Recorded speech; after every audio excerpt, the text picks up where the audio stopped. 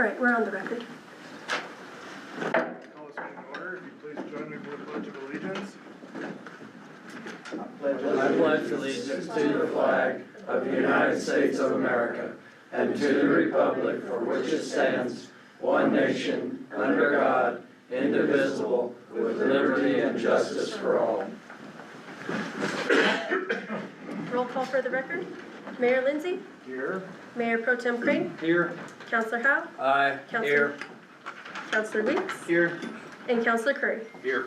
We have a quorum. You may proceed. If I could please get a motion to approve the agenda. Make a motion to approve the agenda. Second. All in favor? Aye. Aye. If I could please get a motion to approve the consent agenda. Make a motion to approve the consent agenda. I'll second. All in favor? Aye. Moving on, do we have any requests or responses from the No, audience sir. this evening? That's, we'll move on to any announcements and proclamations by the council. Mr. Mayor, in my role as liaison to the Public Improvement District, that group met on February 12th. Paul Cassidy was elected chairman, Mark Bennett was elected vice chairman, Kevin Moots was elected treasurer. Other board members are Judy Willingham and Mark Manley. A tax sale will be held in Raton on March 4th and 5th. And as of the February 12th meeting, there was only one PID lot in the tax sale. The board is preparing for the upcoming budget year. Thank you very much for that. Okay, moving on, we'll start with our staff reports. First up this evening is our Planning and Zoning Director, Rick Aguilar. Good evening, Mayor Lindsay, Councilman Manager Weir, Craig Strickland. Planning and zoning so far for 2026, we got 23 permits. It's a breakdown there in your papers of what those are: couple re-roof, shed, few decks, encroachments, signs. There's 2 new constructions, and then there's 9 permit extensions. I'm working with Una, our code enforcer. We're going through all the old permits that have expired, and we're letting, the people that are still working on those projects know, hey, your permit's expired. We offer a 1-year extension. And we're getting great response. When we go in town, they're usually responding very quickly. They come, all they have to do is just resubmit that initial permit, and it gives them the 1-year extension. So people are responding really fastly to those. We're putting stop work orders, but like I said, they're responding so fast, we're just pulling them right off within a couple days. We've had 2 lot combos so far, and our next Planning and Zoning Commission meeting will be March 2nd at 3 p.m. And that's all I have. If you have questions. Anything right now? I appreciate it, sir. Thank you very much. You guys. Okay, next up we have our project director, Rocky Lira. Mayor Lindsay, Council, Manager Weir, Clerk Strickland. Most of my time has been spent on the workforce housing over the past few weeks, so I'm going to give an update on that. As far as budget, out of the 2.9 million, we've expended about 1.4 million, so we still have a balance of about 1.5. Most of it's been on the 6 houses that we're putting up now. Some of that money is spent for all 24 houses. So we'll be looking at what it's going to take to complete the 24 at the end of the year, and I'll be updating you on that. To my estimation, I think the homes are probably about 90% ready for occupancy. I'm going to go through a list here of the things that we have to do before occupancy, okay? So first thing is that we need an inspection by the Mobile Home Division. They'll inspect those 6 homes. They'll just inspect the connections and everything underneath the home, make sure that the propane's connected properly, that the grinder pumps have the control panel on the side of the unit, etc., and get that and look at the drainage as well. Once it's inspected, we need to install electric meters and energize the power, and that's pretty much all of K. Carson on the 6 homes. The gas the homes came with gas regulators, but they do have propane regulators in the drawer in the kitchen, so we have, Suburban's gonna go in there and swap those out to the range and the heating system. The water heater, I confirmed, is electric, although I didn't understand it was gas, but it is electric. Then we need to install washers and dryers. Right now, they're being stored at the airport, but Mino and his team are gonna install those in each of the units. The stucco stem walls need to have a color coat. Right now, they have a gray coat. The color coat is on order, expected to be here probably in another week. And we need to complete the backfill around the homes. Kurt Epler and his team have done a fantastic job doing the backfill on about 3 or 4 of the homes, but there's still a couple of them that need that backfill done. I think because of the frozen ground, there's a little bit of a delay there. Then we need to cover that backfill with base course material around all 6 homes, and then lay the paving stones. We have 24 inch by 24 inch paving stones that we're gonna put between the homes in the parking area.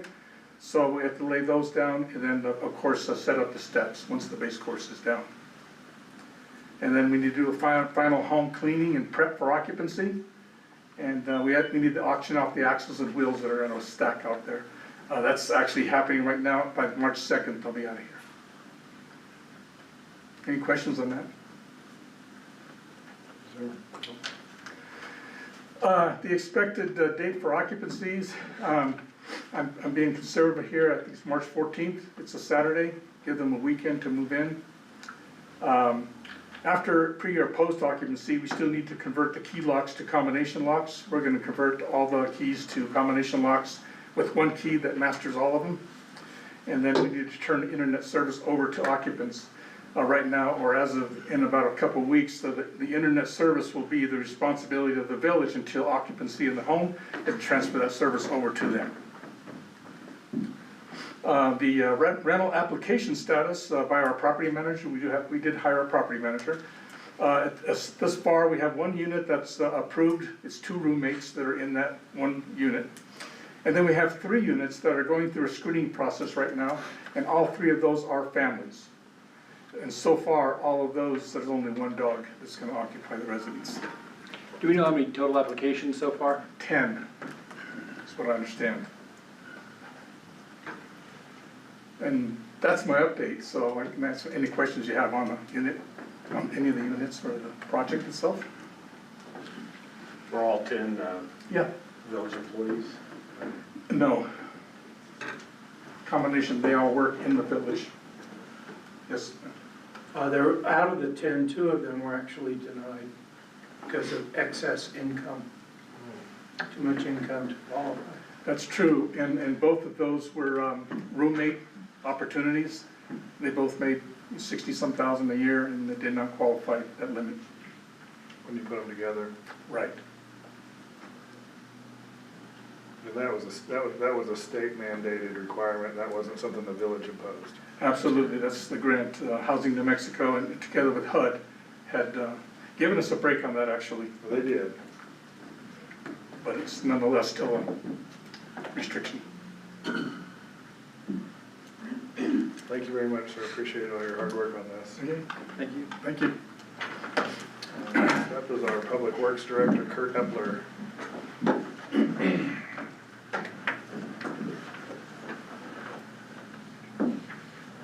Good evening, Mayor, Council, Pro Tem Crane, Clerk Strickland, Manager Weir. Brief updates on Public Works activities. Did get some snow last week. Streets Department was out on top of things pretty well. Again, a prime example of a very small amount of snow created some pretty tough conditions out there. It was a lot of areas that needed to get cindered just to keep safe. Looks like we have another week of 50+ degree temperatures headed our way, so we're enjoying multiple mud seasons this year. Solid Waste has been doing a great job through the holidays. Things went well through the holiday season of President's Weekend. Town was busy and didn't receive any complaints. Things are going pretty well. Maintenance is staying busy with the village cleanup. When we had snow, they were on point with cleaning the sidewalks. Things went well. With the water department, things have been going pretty well, but in the last week, we've experienced, well, we're on our third water main leak on Mountain Lake Terrace, which is a 2-inch, it's a 2-inch water main that, if total built out, would be expected to serve probably 20 houses. What we're encountering is old repairs that have failed, and realizing that some of the pipe used in those repairs may have been compromised when it was used. It's very brittle. The second leak exposed itself today as we were buttoning up and filling the first leak. Got it exposed, re-energized, water still coming down the trench, so we're chasing leaks down the line. This could potentially lead to us having to replace about 300 feet of water line. And I stand for any questions. That section of water line inside the application that we're making to the Water Trust Board, Yes, it is. but it doesn't sound like it's gonna make it until that approval. It may have to be replaced sooner than that. Possibly. Make that determination very soon. Yes, it is another example of the antiquated and undersized lines in that area. And to my best recollection, we're trying to go back a lot of it off of memory and create the list of the number of leaks that we've had within that subdivision in the last 2 years. I have the number of the most recent one, putting it at 17 in just the area that's just around Monte Verde Lake. Water leaks that we've repaired. There were 5 of those that had been ongoing for a long time. The rest of them have been leaks that have just recently showed up, including one on Lakeview Park Drive on the south side of the lake that burst and flooded out a home pretty bad. So it's a pretty significant situation over there. I'm really hoping we can get the funding to replace those water lines, even though we have undersized water lines throughout the village. We seem to be dealing with more issues on a regular basis within that subdivision. Some of the engineering's been completed, correct? Yes. Has the application's been made? Let me back up, Mr. Mayor, I'm sorry. Phase 1 has been completed. Phase 2 is at approximately 75%. If it's approved and funding is approved, what would be the soonest you could start work on phase 1? Probably be next spring. So we're over a year out still. Yeah. I would guess that even if the funding was approved, after going through RFP process and everything, this would put late summer at best when they would award to the contractor. And I doubt there would be many that would mob in to work maybe a month or 2. So me personally, that's what I would envision. If all goes well and we get the funding, it'd be spring of '27. Mayor, council, yeah, that, I was informed by Ms. Callahan, who's not here. Oh, she's here. So you told me August is usually when we find out about Water Trust Board applications? May, June, but the funding doesn't become available until August. Oh, that's what it is. Funding isn't available until August.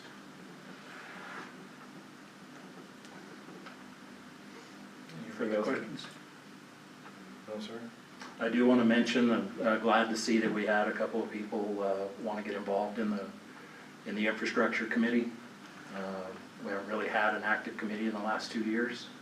Look forward to working with everybody and seeing if we can continue moving forward with streets and infrastructure as the main priority up here. Yes, sir. Thank you. Finally, our staff reports this evening is our Finance Director, Adrian Rendon. Good evening, Mr. Mayor, Council, Manager, and Clerk. All I have for you this evening is that we don't really have any bad news from out of finance, which, given the weather that we've been having, is actually great news. Our revenues thus far have been relatively flat, and we went in earlier this year and we had taken the budget and we used it to create a secondary budget, basically a what-if budget, in case we weren't able to make the projected revenues. And that has come in handy based off the way that this winter has gone. And so we were worried that our revenue numbers would be worse than they are. They actually look pretty good when you compare them to last year, the year before, and the year before that.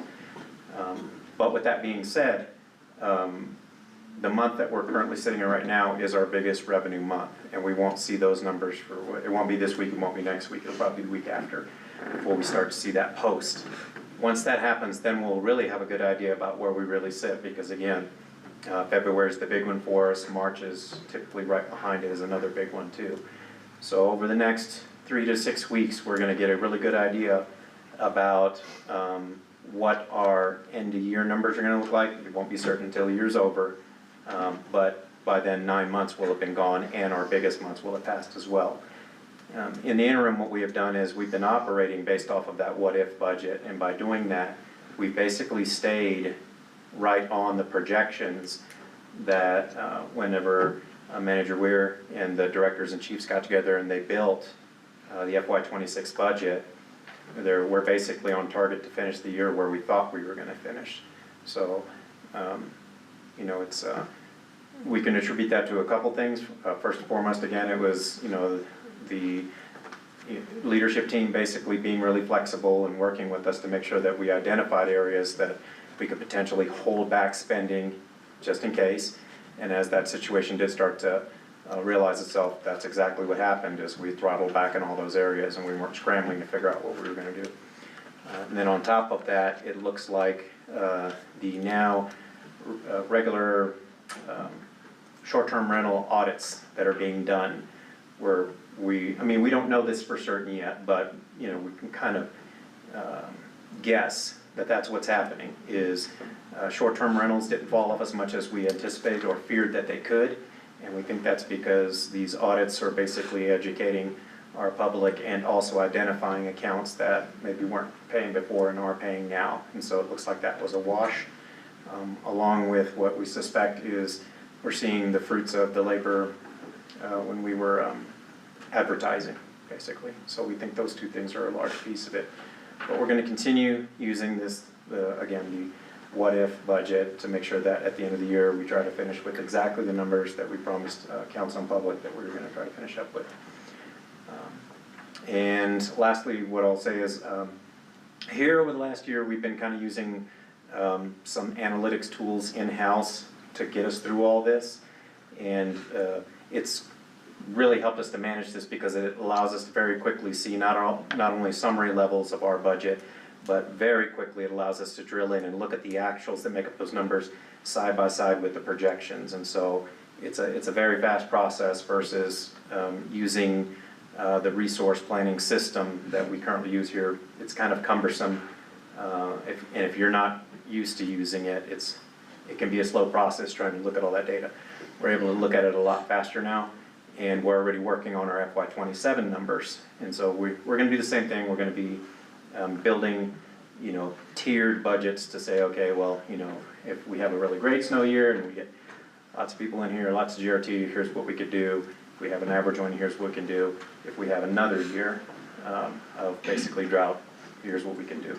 So in addition to that, now that we have this data and we're in the process of cleaning it up and it's very manageable, this week, actually Friday, we're going to take the last meeting with ClearGov, and this is a vendor that's going to be enabling us hopefully as early as mid next month of taking all of this data and making it public facing, so that anyone can go and basically look to see. So if you want to look at the airport in terms of like profit and loss, how they're doing, or police department or whoever, the public will be able to do that.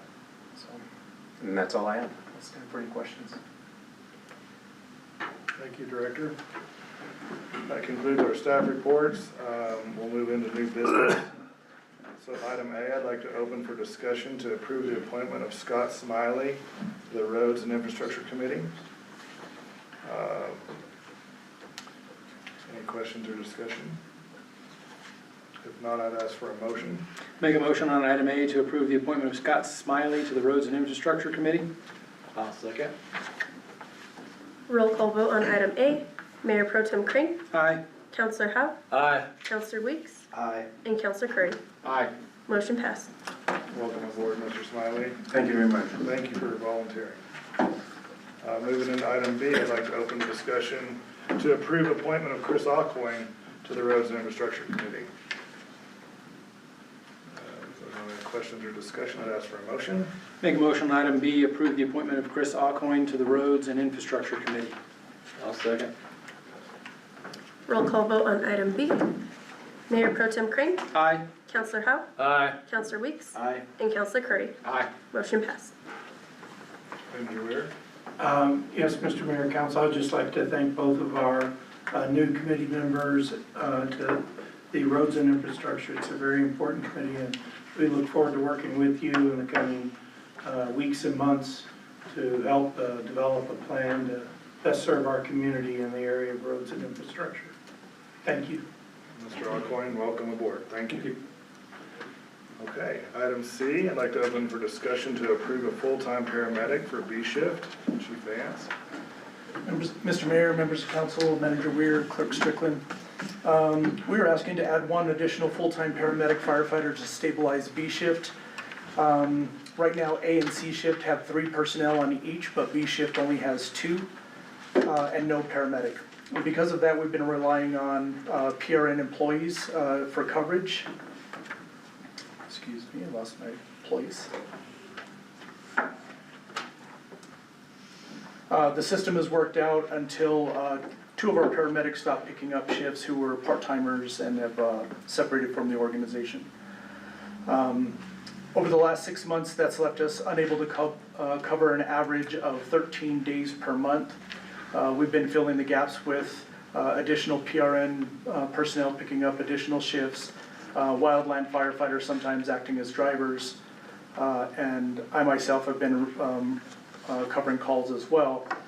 But with the wildland firefighters, they're only here during the week. They're not here during the weekends and nights, so that's when our highest call volume is.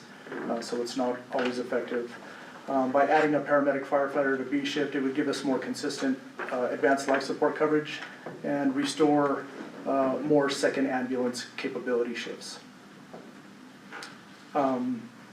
More importantly, we've run the numbers with our finance director and have demonstrated an increase in revenue from our medical billing to help offset the cost of hiring on. We've had the absence of expense of paying PRN people to cover the shifts. We've also had some of those shifts covered by overtime, so by hiring a full-time, we would have more consistency in our scheduling. I feel this is a necessary cost-supported step to maintain a safe and reliable EMS coverage for Angel Fire, and stand for any questions. Questions? If not, I'd ask Mayor Pro Tem to make a motion. Make a motion on item C to approve a full-time paramedic position for B shift. I'll second. Roll call vote on item C. Mayor Pro Tem Crane, Aye. Counselor Howe, Aye. Counselor Weeks, Aye. and Counselor Curry. Aye. Motion passed. Thank you. Thank you, sir. Moving on to item D, I'd like to open discussion to approve submission for RFP for Allen Fields Lighting. Good evening, Mayor, Council, Manager Weir, and Clerk Strickland. Before you, I'm requesting a permission to submit an RFP for Allen Fields Lighting. Dennis Engineering will be formatting the RFP for submission, and I'll stand for any questions. Questions?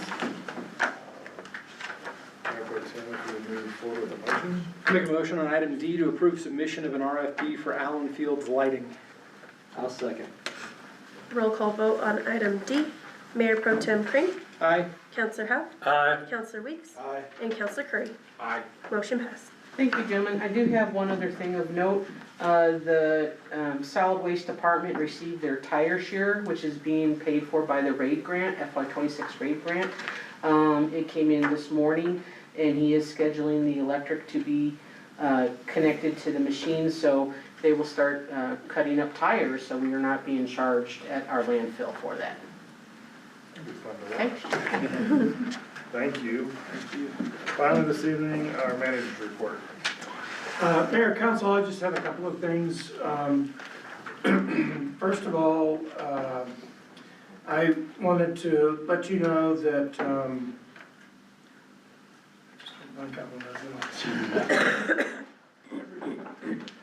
I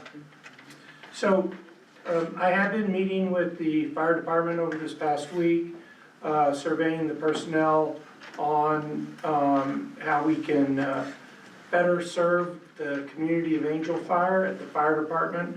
I will say that that's, been, very eventful, and, we've been able to obtain a lot of information from our staffing on things we can do to help improve our service to our community. I also want to thank Rocky Lira. Rocky took on a challenge that I asked him to do, in which he had really no prior experience. He has learned, I think, a ton along the way with workforce housing. I'm not going to say it was perfect, and I'm not going to say that I always spoke to Rocky in a pleasant tone, but I can tell you that it's been a tough project. Along with Director Epler, we are now literally weeks away from being able to launch our workforce housing project, which I will tell you, many people told us would not happen this year. And so I'm very proud of the work that both Rocky and Director Epler have done, and their staff, his staff, to make sure this comes to fruition. But it's looking like come March 14th, we're gonna have 6 units occupied with people who work inside the village of Angel Fire, assuring that they spend the money that they make here in Angel Fire, which is key to our ongoing success and our revenue growth that we are hoping to have in the future. So those are the 2 items that I just wanted to inform you of. That's all I have. Thank you, sir. With that, this meeting is adjourned. Off the record.